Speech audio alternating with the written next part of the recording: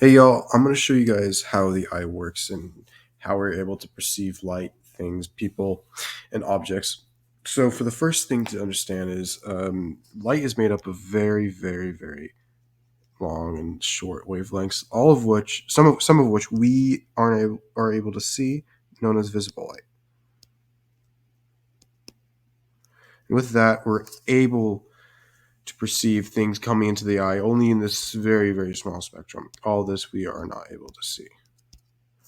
Um, so as light enters the eye, it enters the cornea. The cornea is a sort of prism for the eye, um, and so this prism, it's a really bad prism.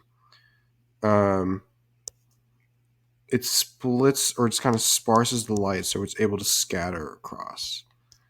Again, it enters at an angle. If you perceive something like this, it's like a very circular, like a bended circle. So it's kind of like has surface area of like a half circle. So it enters. It's like you're looking inside of a dome. Um, that's how it looks. So as it goes in, it sparses the light and it enters the pupil, which is the entrance point, and the iris controls it. What iris is an actual muscle. It's colored. It's the colored part of your eye. As it controls it, it contracts. So if you have more light, and it actually dilates whenever you need light or you are in absence of light. So it opens up more, so you're able to get more light.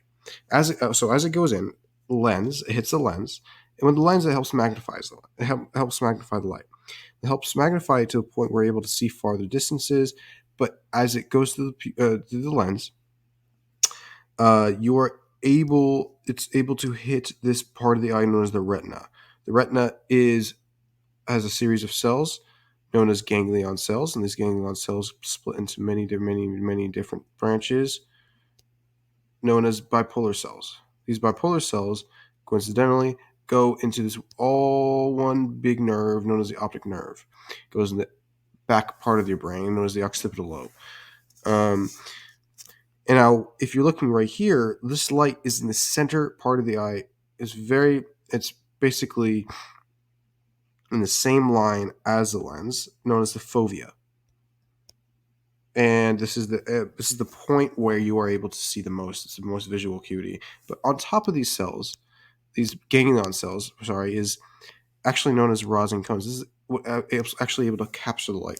Rods are able to see in the absence of light or less light, and cones are able to see in more visual and bright acuity. And rods are actually less common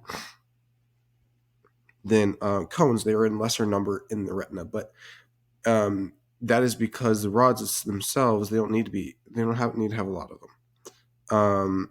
But actually, what happens is as the optic nerve perceives the image that you are seeing through the reflection of the light from the object, um, it hits the occipital lobe, which actually flips the image. What you're able to see is like a shadow, like an orange. Let's see, like an orange or something like that.